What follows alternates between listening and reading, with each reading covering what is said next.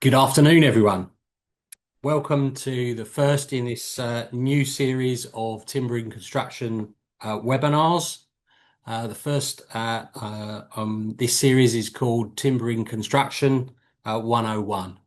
I'm Nick Bolton from Timber Development UK, and I'm your host for this afternoon's webinar. So without further ado, let's introduce the topic and the series of webinars. So the UK faces a critical housing shortage with a defined need for 300,000 low carbon, low cost homes per year. Timber is a material that's ideally placed to help the UK achieve this ambition. If we look globally, there are numerous examples of how structural timber can be used to deliver efficient, cost-effective housing at a rapid pace. However, the lack of skills and understanding of structural timber building systems is slowing and at times even preventing the increased use of timber in the housing sector especially in England. The skills shortage was one of the critical factors that was identified in the timbering construction roadmap as a blocker. So, with the support and encouragement of MHCLG, the ministry responsible for housing in the UK, the timber sector has put in motion this project to help boost the skills required. So the project is accelerating the timber transition, and this is being funded by CITB with the principal aim to develop an industry-led program of modular employer-facing training with clear entry pathways.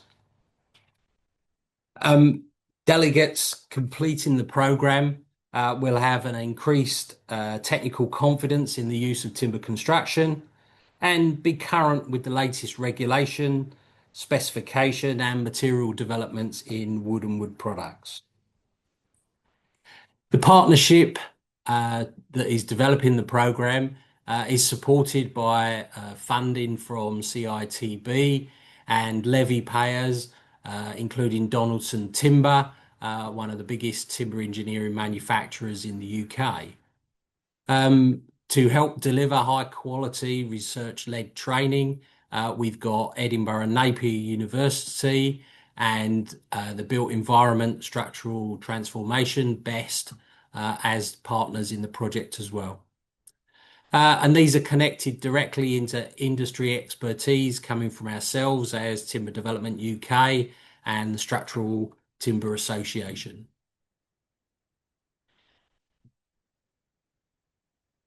The new webinar series, Timbering Construction 101, is being hosted by ourselves, Timber Development UK, and this is to stimulate interest in the more detailed course materials that are being developed under the program, and to provide an opportunity for all the webinar delegates to register their interest in where and how the more detailed course materials will be delivered.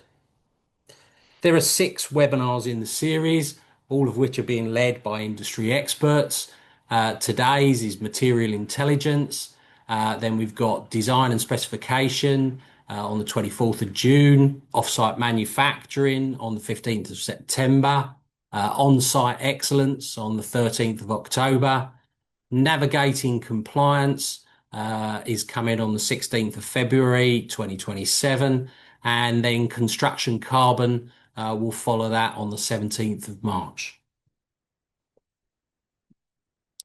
So today's webinar is titled Material Intelligence, and it looks at the unique characteristics of structural timber and how these support and impact timber's greater use in housing.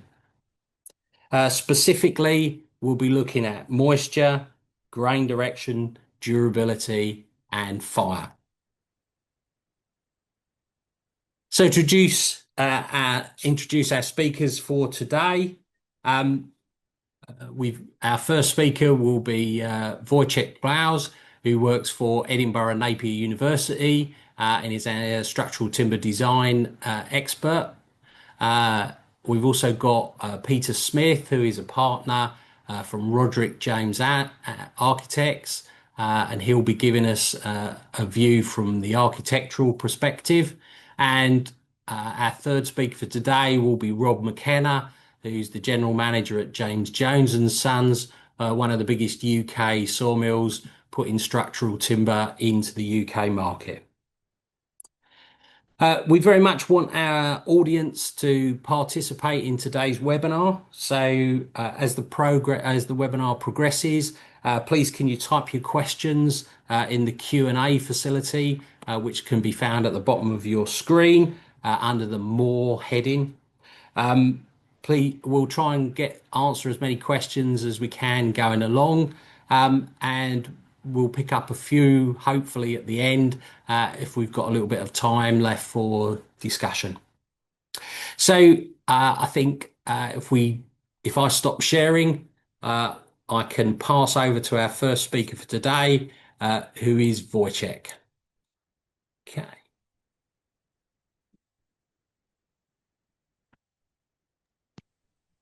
Thank you, Nick. I hope you can hear me okay. Just double checking. Yeah.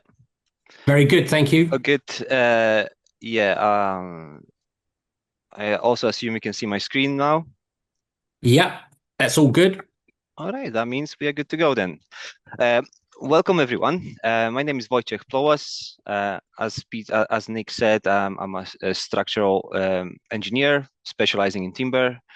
I've been working in the university for the last 10 years, mainly doing research, structural testing based in lab, promoting homegrown timber and different products that can be made from it. However, in the last, 6 months, we engaged with the CITB on this project to address certain gaps in the knowledge. And I've been tasked with the development of one of the 16 interventions that we'll be delivering as part of the CITB project. And my intervention is about the fundamental science of wood, to aim to increase the kind of fundamental understanding of wood, which is what I'm going to be showing to you today. However, before I dive into the intervention itself, I want to briefly set a little bit of wider context. So as Peter mentioned, as Nick mentioned, across construction, there is the recognized skills gap. At the same time, the industry is changing quickly with the new products, material systems, and processes, often associated with low carbon construction and modern construction methods. So the problem is that the education does not always move at the same pace as the industry does. So traditional courses, long programs, do not always cover timber-specific or timber-relevant topics required due to the required detail. As they're not always they are not accessible to people already working in practice or those requiring only upskilling in a certain area. So that's the kind of rationale behind what we are doing. We want to be agile, create agile kind of educational landscape to address the skills gap. So the question behind our work on those interventions, we call them interventions. You're going to hear me saying that often. We call it the learning intervention. The questions are: how do we help prepare the modern construction professional to that changing context, to the changing environments, this construction innovation?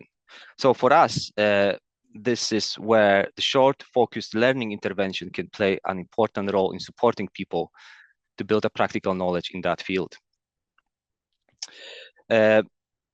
So as you probably picked up on, there's 6 webinars in the series, and they correspond with the 6 core competencies, core technical competencies. So what you see on the slide is a wider skills discussion down to the competency framework behind our work. The figure you see comes from the Timber and Construction Skills Action Plan, which is a part of a wider cross-government and cross-industry push to increase the use of timber in construction and address skills gaps mentioned earlier. So within that skills action plan is the Timber Technology, Engineering and Design, or Timber TED competency framework. It defines several core technical competencies which will align with this webinar series.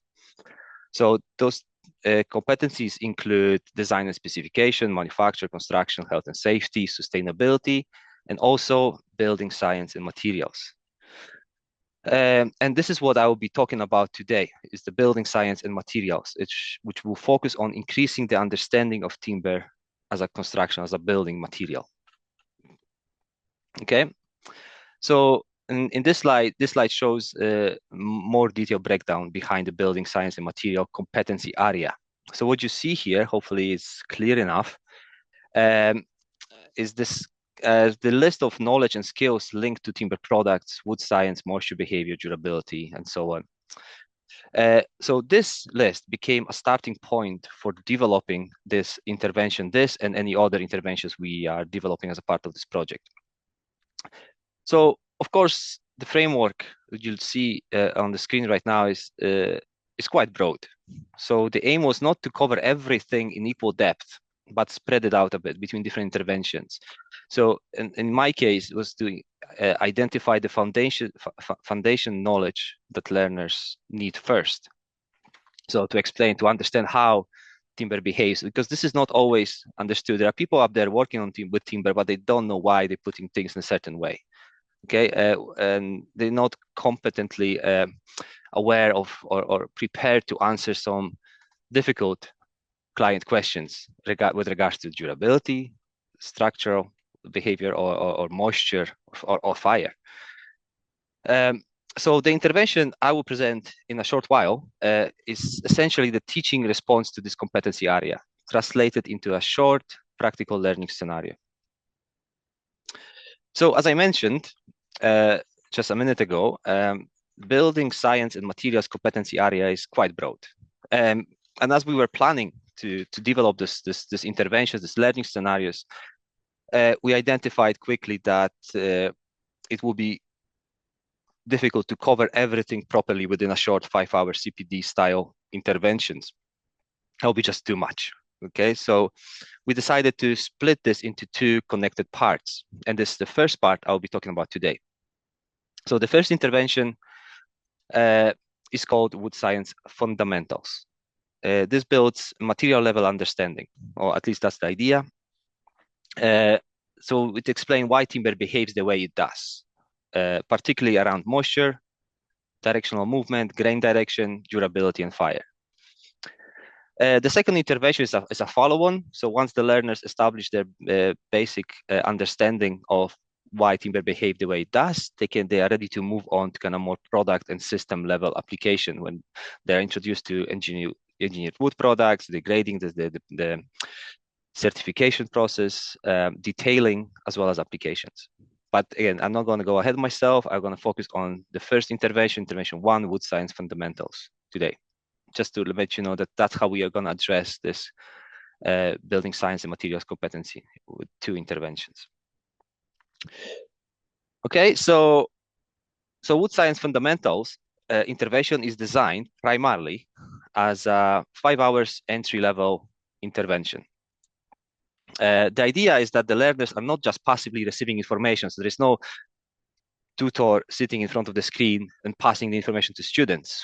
We thought a more proactive way of delivering or trying to teach learners this is, and we identified that the best way, I mean, it's not we, but we following the process established earlier by our partners at Enmite, which identifies it's very effective to place the learners into a simple project scenario. So in this case, the learners act as an early stage design specialist. They put themselves, whoever the learner is, during the CPD, they will put themselves as a early stage design specialist. And they have to deal with the client which is interested in timber, but has a kind of concerns that many non-specialists might have, right? Such as, okay, I want to build this house from timber, but I'm not sure about its durability. Is it safe? Because I hear timber burns. Will I have a cracked walls if the moisture content start changing? So these are the kind of concerns we believe they're quite common, and we want to kind of address those. And we prepare our learners to answer that questions in the professional manner. So that's the learning scenario. The course content, so as you can see, we have six sessions in that intervention, starting with the introduction and context, followed up with moisture, structure, durability, and fire. So those are the core kind of sections, each about 1 hour, 1 to 2 hours long. And at the end, we have a short assessment activity, which I'm going to show you at the end. It's quite interesting because it's going to interview with the client.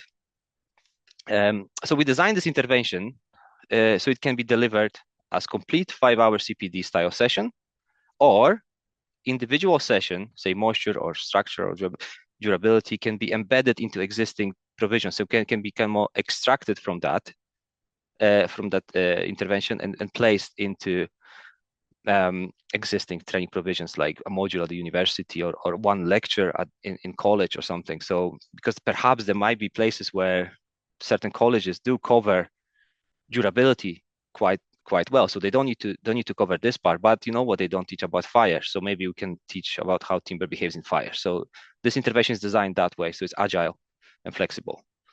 We're going to start with delivering 5-hour CPD type delivery for a pilot, but just to make you aware, this is also designed to be delivered individually. So very briefly, before I jump in to actual content, the teaching approach. As I mentioned, it's a learning scenarios, but yeah, our intervention is not designed as a long lecture.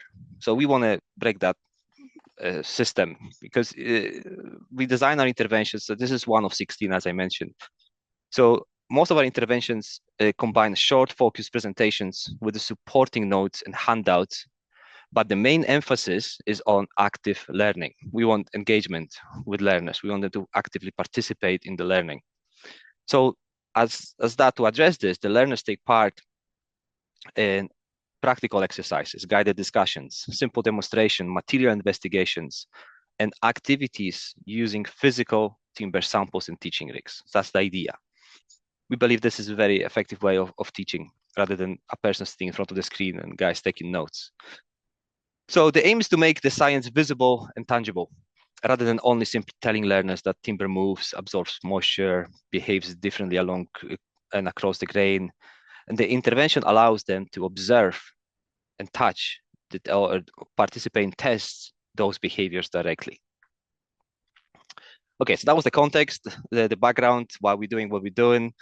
And so now I will show you the brief outline of what the intervention I was developing, or I'm still in the process of developing, because it still has to undergo the external review. But yeah, they're going to kind of show you the content. At this point, I should also mention, I won't be able to cover the full intervention in detail within the 30-minute slot I've been given here. But instead, I will use the remaining time to give you, which is about 20 minutes, I will give you a flavor of what it covers, how the content is structured, what kind of activities learners experience and as they walk through the material, and so on. So the first session, the introduction and context, sets as the name suggests, sets the context. So why understanding of timber behavior is so important. So the intervention starts with a quick overview of statistics showing how important timber has become in construction, and why is it likely to become even more important in the future. So the purpose of this part, so this is very, very much introductory, to kind of boost the morale, assess the motivation, and help learners get more engaged. So also the purpose is, the intervention is to raise awareness of the wider context, right? So timber is increasingly linked to low carbon construction, offsite manufacturing, modern methods of construction. And future skills are needed to address this. So the key message, I guess, for learners is that the timber is going to play a very important role in construction, and professionals need to understand how it behaves and how to use it appropriately. So that's the key message behind that. So once we get it we introduce the statistics, we set the context, we engage with the first kind of activity. So this activity is a short guided discussion to explore existing assumptions about timber, right? So it is a tutor guided discussion where learners work in groups and list things or assumptions they know or might have heard about timber. Some of those assumptions will be, so this is the sample answers. I don't know what actual answers will be, but I assume some assumptions will be positive. Oh, sorry, some assumptions will be positive, like timber is sustainable, it's lightweight, renewable, and stores carbon. But some assumptions might as well be negative. So timber burns, it's not very durable, or especially if it gets wet, or often distorts, causing cracks, right? So the important point is that many of these statements contain some truth. So that's the message we want to send to the learners. But the statements need context. Timber burns, yes, but fire performance can be designed for.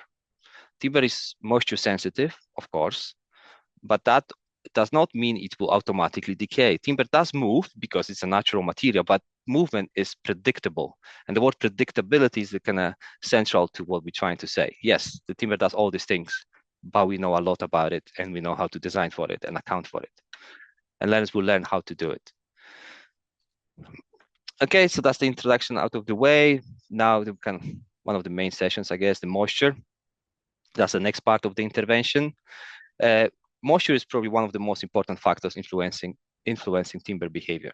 The objective here for this part of the session is to help learners understand why timber absorbs and releases moisture, how that leads to movement, and why managing moisture is so important in construction. Okay. So to start the topic of moisture and timber, we started with introducing learners to two key definitions that sit behind much of the remaining intervention.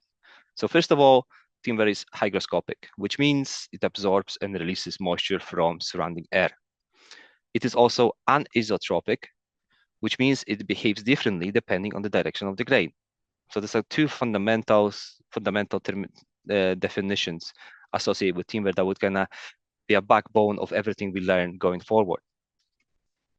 So we need to understand we're dealing with a natural material and it has a certain characteristics and certain way it reacts to different conditions. So we do not expect learners to remember that terminology immediately, although it would be nice. But these two concepts that help explain a lot what we see in timber. So that explain why it moves, why it can distort, why grain direction matters.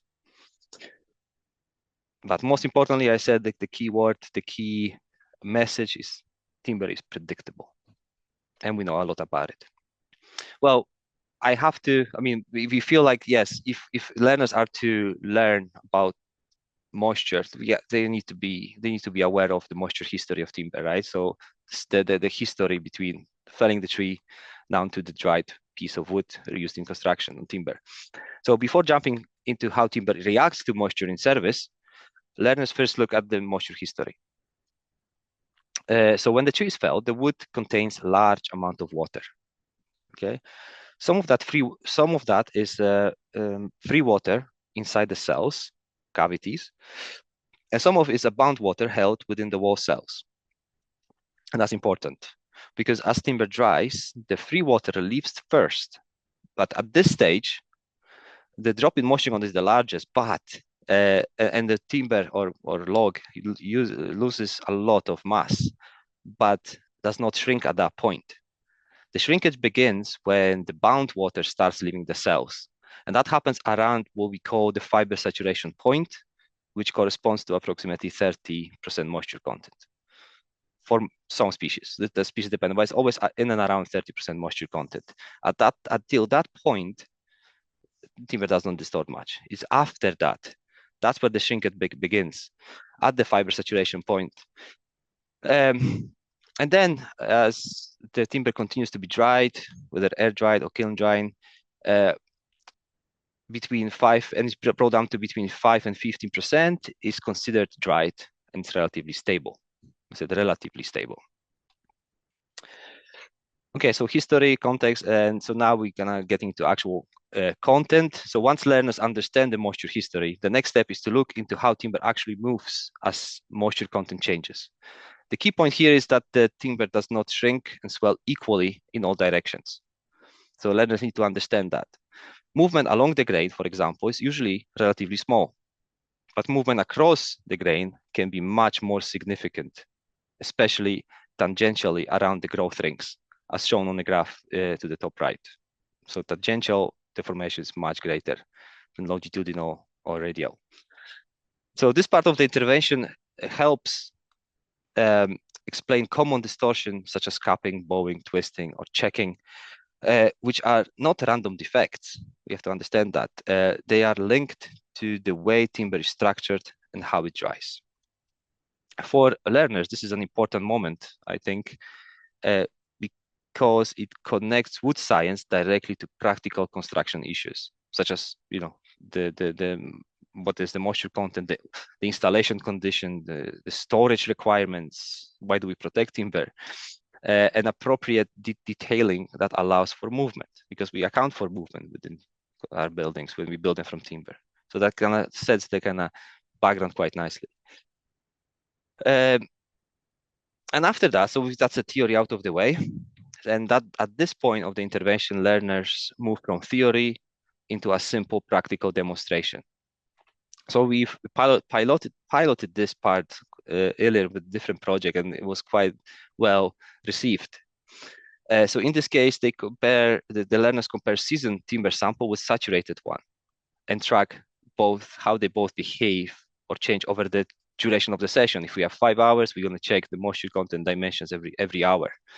And when I say such saturated piece of timber, it's literally the timber have been soaked in water for a couple of days before the actual session.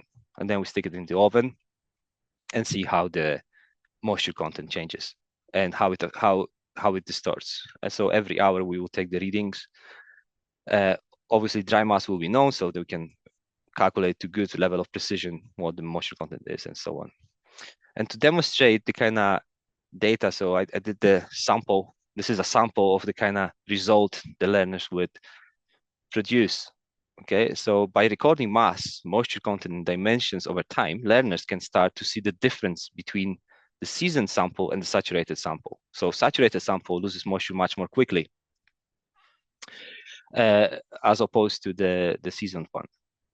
So the idea here overall is not to create a perfect lab-based experiment, but to help learners connect the theory to something measurable, something they can touch, see, you know, something they can experience using their senses. They can see that moisture content, the moisture movement is real and it can be tracked because they would do it themselves. And yeah, this is one of the key and also one of my favorite parts of the session. Because this links timber moisture content to an environment around it. Okay, so learners are introduced to the definition of what we call equilibrium moisture content. So equilibrium moisture content, in simple terms, means that timber is always trying to reach balance with the surrounding air. If the air is humid, timber will tend to absorb moisture. If the air is dry, it will release moisture. It's quite a simple concept. And there's a way of predicting it. Obviously, that would depend on the species, but there is a way of predicting it. And that's the graph here shown is an example for Sitka spruce and its relationship between moisture content, relative humidity, and temperature. So the graph helps learners to see that moisture content is not fixed, right? It depends on relative humidity. It depends on temperature. So in cool, humid conditions, timber moisture content will be much higher. And in the warm, dry conditions, obviously, timber moisture content will be lower. And this is a way of predicting. There is a way of predicting it quite accurately. And what I didn't show here, but I want to mention this. So this part of intervention also forms a practical exercise with the handouts, with instructions, and the background information supporting this phenomena. So in this practical part, the learners are given hypothetical ambient condition and conditions, and are asked to use this graph to predict likely moisture content, and then discuss what directional changes might occur in timber as timber adjusts to the surrounding air conditions. I really like that part. Okay, as I said at the beginning, in this webinar, I won't be able to cover all moisture-related topics because I will be sitting here for another 2 hours. But here is a snapshot what else we do cover in this intervention. So the definitions of fiber saturation point and equilibrium moisture content are explored in more detail. So to kind of increase the understanding. I just introduced it to you guys, but in the actual intervention, we dive deeper into that topic. Other topics covered include moisture content during construction and in service, how moisture is measured using different devices, different methods, and also we explore and explain to the learners how timber is dried, using either kiln drying, air drying. What are the principles? How it works? And it's not as simple as it seems. There's quite a few slides and quite a few handouts. I'm sure Rob might add something to it. Yes. So, for example, moisture gradient, which also students are introduced to. So, for example, the moisture content at the surface of the board will be much lower than the moisture content at the core of the board. So this is the kind of topics we also cover, but it's something I wasn't able to show here. Session 3, structure. So after moisture, the intervention moves into timber structure, which was developed to help learners understand why timber is so directionally dependent. I like that slide too. So this session starts by linking timber structure back to tree itself, right? So a tree is naturally designed by nature to carry load mainly along its length. So to support its own weight and resisting wind. That's how nature built the trees. And then we extract the material from these trees in form of timber. So that means timber will behave in a very similar manner as the tree that it came from. And so that is why timber that is cut out of those trees is strongest and stiffest parallel to the grain. But when the loads act across the grain, timber behaves very differently. The material is much weaker in that direction because the load is no longer being resisted or carried along the fibers. The trees were not designed this way. They have no need to resist the loads in this direction across the grain. So basic concept. And then there's several practical exercises or demonstration. We're starting with, I still remember when I was at the uni, our professor, timber engineering specialist, Professor Abdi Kermani, brought a bunch of straws on the lecture and said that's a good analogy to describe how tree behaves, how pieces behaves, because wood cells can be compared to the straws. That's what we call it, the bunch of straws, straw band analogy. So to make this is designed to make this directional behavior easier to understand. The intervention uses a simple hands-on demonstration with the scramble bundle of straws. So in this exercise, learners can handle the bundle themselves and test how it behaves under different loading directions. When they press down along the length of the straws, the bundle feels relatively stiff and strong, but when they load it in from side, it collapses much more easy. Very similar, in a very similar way like timber does. Okay. Another demonstration again. So I just want to mention in the learning scenario, in the learning intervention, this is all backed with the handouts explaining this phenomena and why it happens this way. But again, this is a practical hands-on exercise which kind of helps to identify. I came up with this myself. I mean, I'm sure there's some YouTube fellow who is doing this test, but I came up with this myself. This is where the learners compare two timber pieces, which are of the exact same dimension. They're relatively small. They're 200 millimeter long, 45 millimeter wide, and they're 10 millimeter thick. But you probably see on the picture now the grain matters. Okay. So they're same dimensions, and are cut from the same piece even. So the same plank, I just cut them from the same piece. But they are tested in relation to the grain direction. The point here is to show that timber strength is governed far more by fiber orientation than by section size. So I tried I failed to break it with my hands, the piece along the grain, but I had no problems breaking the timber across the grain. Okay, and that happens because when timber is stressed parallel to the grain, the continuous fibers, the cellulose fibers, can work together and distribute the load along the length of the piece.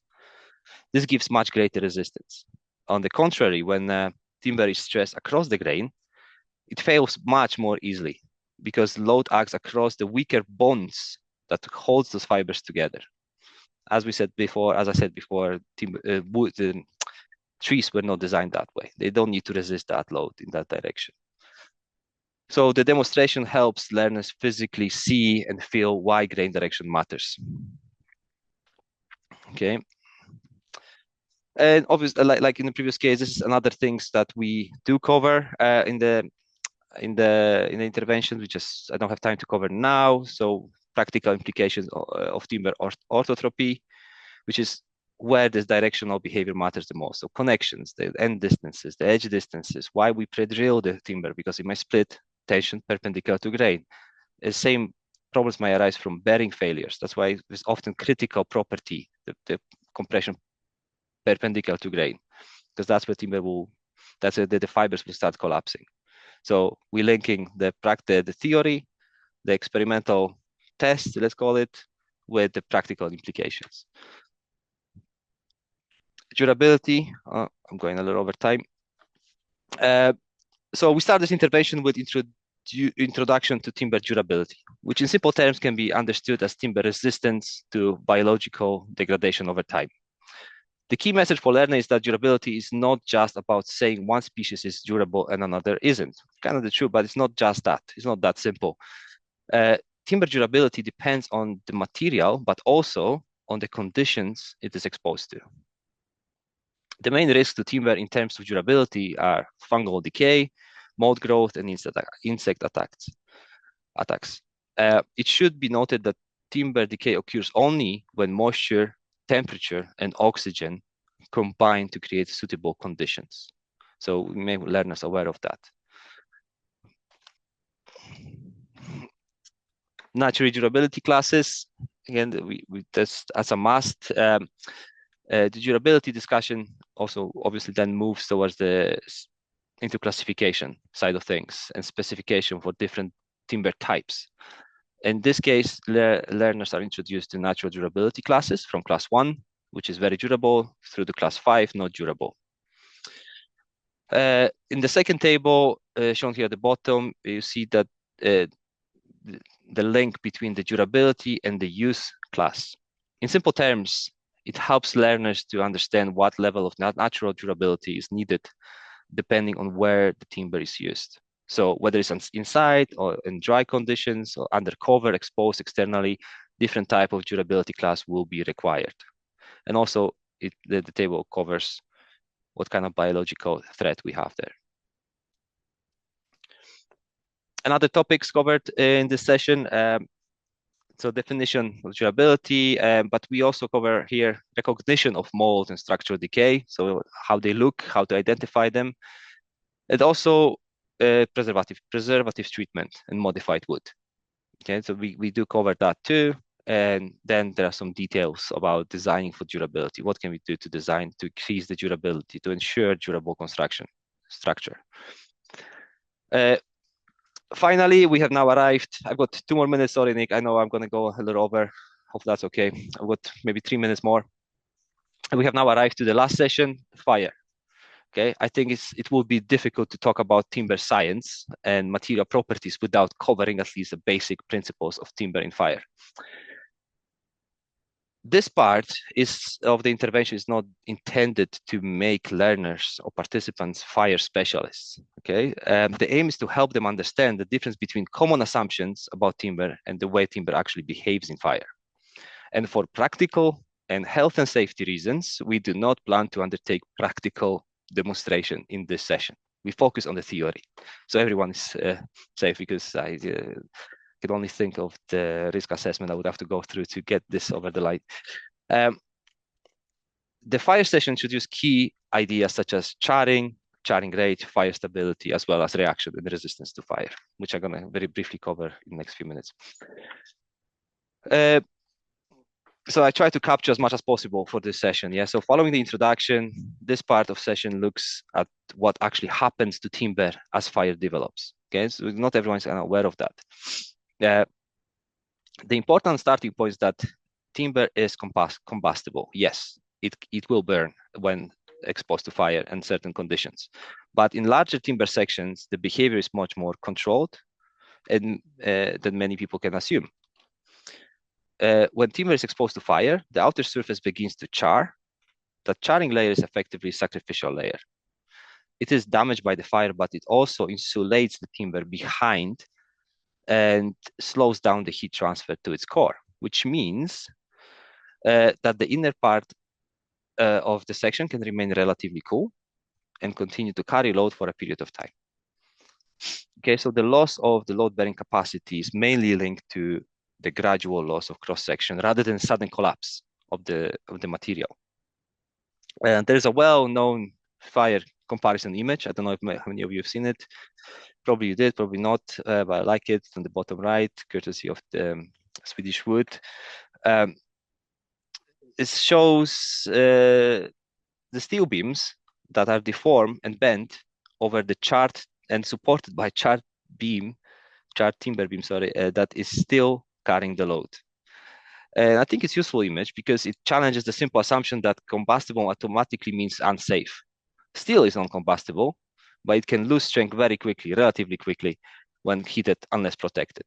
Timber, yes, is combustible, it burns, but in larger section can char at predictable rate and can retain structural integrity for a period of time. Reaction to fire. So after looking at charring and fire stages, reaction to fire, which describes how material contributes to development of the fire through its own decomposition. Okay, so this is about things like how easily the material ignites, how much smoke it produces, and whether it creates flaming droplets. So learners have introduced the Euroclass classification system, which has these letters. So the first letter from A to F shows how easily the material ignites. A1 being material is non-combustible, and then how much smoke is produced from S1 to S3, and whether it makes flaming droplets. Timber without treatment usually is classified as D, which means it's combustible. It's a medium smoke production, and no droplets are being produced in the event of fire. Oh, sorry. Resistance. So fire resistance, on the other hand, is whether the building element can continue to perform its required functions for a stated period of time. So learners here are introduced again to classification, RAI classification, that stands for resistance or the ability to keep carrying the load. E stands for integrity and ability to prevent flames and hot gases passing through, and I stands for insulation. So for example, RAI 60 means that the element is expecting to maintain the load-bearing capacity, integrity, and insulation for 60 minutes under standard fire tests. Finally, that's me almost finishing now. Assessment. Okay, so assuming we went through all these interventions the last 4 hours or so, at this point, learners return to the original scenario. They have now worked through the moisture, the movement, structure, durability, and fire, and they are ready to answer client questions. And this is where we carry out the interview. Review, interview, question, answer kind of thing, situation. So again, client is engaged, but then the learners are tasked to answer this following question. So why should I choose timber for this project? Is it truly safe and durable way to build? And then the learners can use the newly acquired knowledge to answer this question. So another one would be timber burns. Is it safe to use? Yes, charring and all that comes with it. Is timber really durable? And so on and so on. You get an idea. So again, we want to come back to this learning scenario when the early design situation when people answer the questions. I'm open to questions. As I said, this intervention is still in development. We are still to go through external review. But if you want to track changes or see where the pilot delivery would take place or sign up, please follow us on this webpage hosted by Build Environment Smarter Transformation. Thank you. That's me. Sorry, Nick. I know 6 minutes over. Sorry. Okay, that's no problem, Wojciech. So thank you very much indeed for that. That was a very detailed set of information about the basic material properties of wood. Shall we pass now over to Peter to give us a view from an architectural perspective as to how those material properties affect the design of timber structures? Over to you, Peter. Thanks a lot, Nick. Just checking you can hear me first of all, and then I will share my screen. Check that you can see that as well.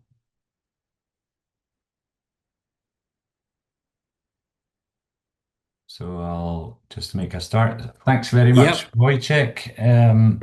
That was really interesting to get some of the science behind some of the stuff that we do day to day. So this is a very quick run through some examples of yeah the types of uses of timber and how the science of what Wojciech has talked about comes into what we do day to day.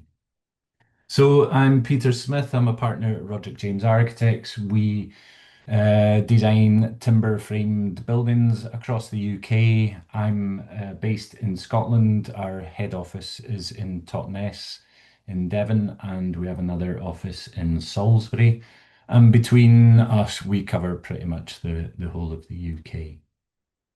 I'm going to talk about four main subjects. The first two being the source and the processing of the timber that we use, and then moving on to look at how that affects the structure and the cladding in our projects. So very quickly looking at oak to start off with, along the top of this slide here, you can see examples of a kind of what people think of a quintessentially English oak tree. Looks really nice, but probably not that good to build timber frame buildings with. The type of timber that we need for our buildings is shown on the slides at the pictures at the bottom. This is a plantation in France where the trees have been managed to grow nice and tall and straight. They don't look like your typical oak tree, but that's what we need for our timber. The map at the bottom shows the kind of spread of oak growing in Europe, but the plantations that we get our timber from are mainly mainland Europe. You can see there's just a few forests in the UK that do grow some of the timber that we use. So we can get it, but it's mostly coming from the mainland. If we look at other types of timber that we do grow in this country, and Rob will no doubt talk more about this, but spruce, pine, larch, Douglas fir, we use all of these in our buildings too. But there's a whole host of issues, a whole webinar series of things that we could talk about the timber in the UK.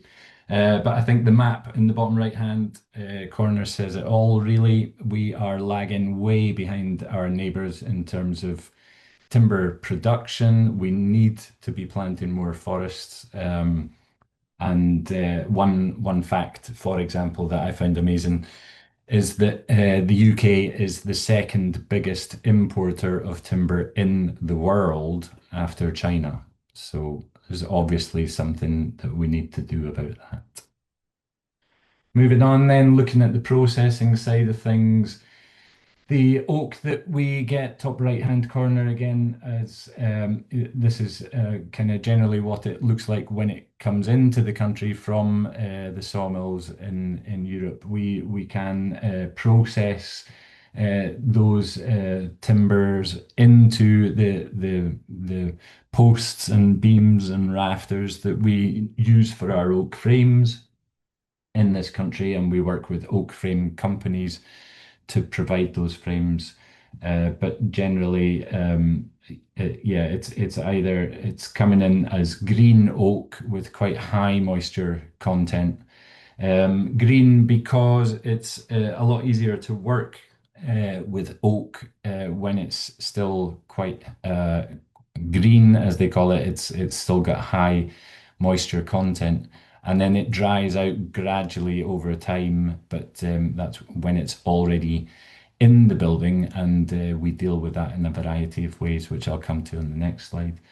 But the other timbers that we use, the timbers that we grow in this country, we have a very large set of production and processing facilities in the UK with a lot of capacity to produce much more timber than we're currently producing.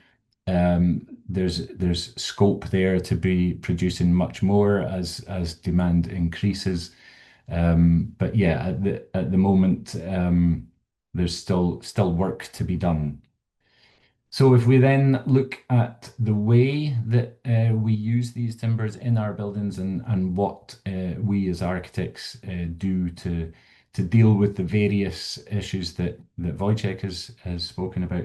For example, with oak framing, you can see on the picture on the right, as the timber dries, it will shrink, it will move, cracks or shakes will appear along its length.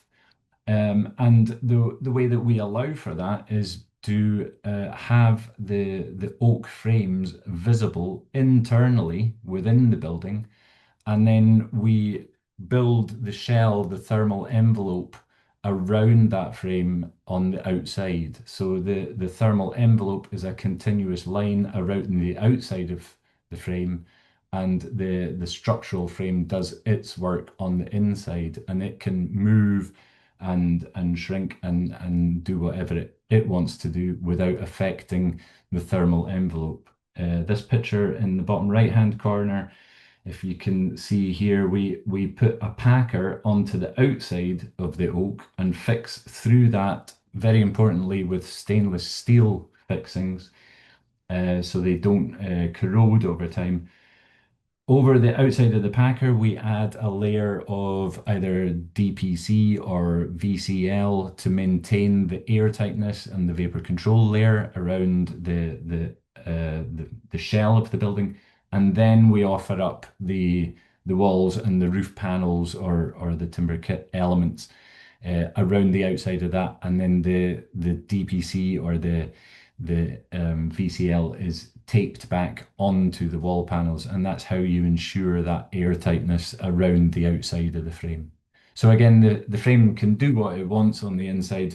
The shell of the building remains, keeps its integrity. A couple of other things that I want to talk about on this slide was a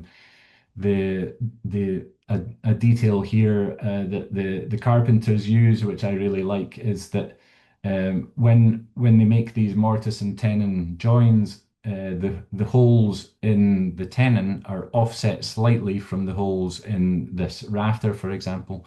So as you drive the dry oak peg through the hole, it draws the timber together and closes that gap. And then as the timber dries, it shrinks and shrinks around that peg and locks it into place. Another thing that Wojciech also talked about, the charring. So a frame like this will have roughly 20 mil of additional timber on it that will char in the event of a fire and protect the inner core of the timber so the structure remains. And another thing that I really quite like as an aspect, just in general, of timber framing is that idea of being able to create places and spaces that inherently feel warm and welcoming at a human scale. Because with the timber that we can use and that we work with, the type of spaces that we create with oak framing, for example, are generally 4 to 6 meters wide or long and roughly a maximum of about 5 meters high. And those spaces just feel nice to humans because of that inherent nature of the timber and the spans that we can create with it. Then moving on, looking at different types of timber frame. So what we're doing a lot more of these days is using glulam structures and the hidden connection details using metal and steel dowels, for example, rather than the oak pegs. And that creates a different aesthetic, much more minimal, less movement involved, but still we use the same kind of principles of having the timber frame exposed on the inside. What we're using a lot more of, and what I'm encouraging, working with Rob on the C16 campaign, is the use of homegrown C16 timber. To help reduce the embodied carbon of the transport costs of bringing in timber from abroad, for example, and looking at different ways that we can make timber framed buildings using the timber that we can grow in this country. Moving on then, this is kind of already the last slide. Uh, just a few different points about timber cladding. So top right hand corner again, one maybe typical one of our houses with large eaves overhangs to protect the timber cladding below, which will be fairly common and well known as a way of protecting the timber. But a couple of little anecdotes, things that I've picked up along the way. For example, the underside, so the soffit of those eaves overhangs, it's better to use planed timber rather than off-sawn timber because for some reason it seems to reduce the amount of cobwebs that you get because the spiders can't cling on to the fibers of the sawn timber. Another detail that I like and encourage clients to adopt is painting the underside of the eaves overhangs a light grayish blue because that blends against a typical Scottish summer sky, which is often a light greyish blue as well. And so that when you're sitting inside looking out of the window, the soffit kind of blends into the sky. Other things to be aware of. Timber cladding, it does need care and attention, and little details like covering up the end grain of timber. There's a few different corner details that you can see in these photos, ways of protecting the end grain because that's what generally soaks up moisture. So always try and protect them. There's different ways of doing it. Other things to look out for: staining either from the timber onto other materials or from other materials onto the timber. For example, lead flashings around windows, and also fixing details, either trying to hide the fixings themselves or always try to use stainless steel screws or nails, just to avoid reaction with the tannins in the timber and avoid staining on the cladding itself. Finally, my last point, I've probably skipped through a few, but in terms of working with a natural material, it is an absolute pleasure to be working with timber on a day-to-day basis. We produce some very beautiful houses, even if I say so myself. But it is a natural material, and it does need love and care and attention, and so even things like using breathable natural paints to create protection for timber cladding. It also can add identity and character to a building. So yeah, lots of different little tricks of the trade that I've picked up along the way. It was nice to see the science behind some of it, that For example, anisotropy. I didn't know that word, Wojciech, so thanks for that one. But that's me for now. I'll hand back to Nick and Rob.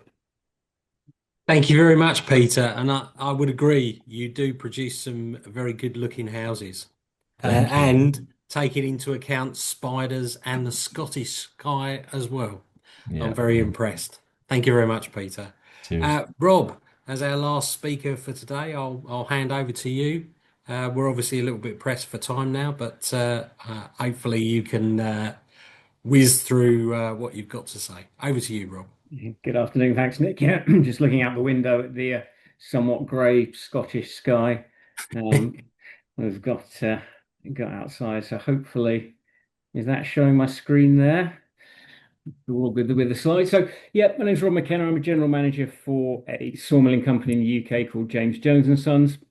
So, I guess the role I'm playing today is providing a bit of context from a UK processes perspective, but also talking about the main graded construction product that we produce in the UK, and giving a little bit of background, something called the C16 campaign, which is something that James Jones and Sons, the company I work for, are involved with, along with Glennon Brothers, BSW, TDUK, and Comfor as well. So I've got a few slides which touch on some of what's been previously mentioned, but hopefully put a bit of flavour on in terms of how we do things in the UK. So if they're going to advance, there we go. So a few words, but we'll get through these reasonably quickly. So C16 is a strength class. So if you hear someone talking about C16 or C24, they're strength classes. The C stands for coniferous. So generally speaking, a C class is a softwood. And it describes the characteristic properties of UK softwood. So in terms of what we're growing out in the forest and what we can produce in the UK, C16 really is the structural grade which ticks those boxes. So C16 has been either visually or machine graded, and it's adequate for most standard residential construction applications. So there's an awful lot of applications which can be used for either in the standard way something will be designed, or with a little bit of modification. If a design had previously been specified in C24, it could equally be done in C16. Photo there showing an internal stud wall as part of an industrial retrofit that was all specified and built in C16 timber. Fire ratings have been mentioned previously, and fire ratings between C16 and C24 are exactly the same, as Wojciech said. And natural durability, similarly, is comparable between strength classes, is more influenced by the individual species, some species being more naturally durable than others. Key thing to say really is that C16 is produced in UK sawmills, so we produce a range of different products, but graded construction timber is very much one of them. So the next slide is showing just a couple of photos from a sort of a fairly standard automated sawmill in the UK. The left-hand photo showing the sawyer sat in his cabin, surrounded by a number of screens. He's looking at views of the infeeds and outfeeds and internals of different saw groups, and controlling the whole process via PCs and buttons. So that's how we operate a sawmill in the UK. And then the right-hand photo showing sawn timber products that are then being automatically sorted along a grading and sorting line. So we're then producing packs of timber. So we break the log down using what's called a cutting pattern into the different products we want to produce. Some of that timber will end up being turned into construction sections. So we've got to dry it, and drying's been mentioned previously. This is how we're drying on site at Lockerbie, where I'm currently sitting. So the left-hand photo shows a kiln. Up in the roof of the kiln, you can see about 10 large fans. They're used to force the air through the stacks of timber when they're placed inside the kiln. So the right-hand photo showing a forklift loading a kiln up. Typically, kiln batches will be probably 200, 250 cubic meters of timber in any one charge. We load up the kiln, we shut the doors, we increase the temperature. We're often kilning to around about 60, 65 degrees centigrade here on site, which is lower than some wood, but that allows us to minimize the kiln defects we've got. So we shut the doors, we increase the temperature, we spray a mist into the environment. We've got the fans going, and so we create a warm, humid environment inside the kilns. And at this time of year, it varies during the year. This time of year, we're drying for about 105, 110 hours, something like that. And we During the course of that time, we reduce the humidity in the kiln, and that very gradually draws the moisture out from the core of the timber. So as previously mentioned, there could be a gradient through the timber. What we don't want to do is bang a load of wet wood into an oven dry condition. All that'll do is split and twist the wood, and there's not a great market for wooden airplane propellers in the UK, to the best of my knowledge. So by carefully controlling the conditions in the kiln, we can ensure that we optimize the timber quality that comes out the other side. So all our kiln drying and grading is done to standards. So EN 14081 says that the average within a batch should be less than or equal to 20% moisture content, with no piece exceeding 24. So that's really what we're aiming for in the kilning process. We then take the packs of wood out of the kiln and we put them through a grading line. So this is a typical machine grading line in the UK. We're utilizing X-ray grading technology. That's looking at the density and not distribution of the timber that's passing through it. We're grading at sort of around about 180 meters a minute. We can fire the boards through. We also have a visual override. So this is part of complying with the standards. So in the photo here, we have a guy who's called Colin, and in his right hand, he's got an orange crayon. And Colin, with his crayon, can put a mark on any one of the pieces of timber that doesn't meet the criteria to fit the C16 pass. And anything that he marks will then be downgraded to an economy grade piece. So it's failed the standard of C16. So we've got Colin with his crayon, we've got our X-ray machine, and we also have a moisture meter in line. And based on those three checks, we're either passing or failing timber against the C16 strength class. And then all this is independently audited. We have a notified body who is making sure that we're doing everything as we should be. And that's really what goes into producing C16 in the UK. So why is it important to us? So there is an existing market for C16. The number of times I find it hugely frustrating that people come and tell me that UK timber is not fit for use in construction. It still astounds me, but it's been an essential part of the mix of what we cut in the UK for generations, decades. The statistics I could get say about 27% of UK sawn softwood production goes into construction. I don't think all of that's going into graded timber. I think the figure's probably slightly lower than that, especially currently. But it's very important to maintain the viability of the processing operations that we have. The sector itself is measured at about 3 billion in the UK, supporting 34,000 jobs in Scotland alone. So I think the number's around about 50,000 UK wide. So it's a fairly significant sector that way. But we're also heavily reliant on imports.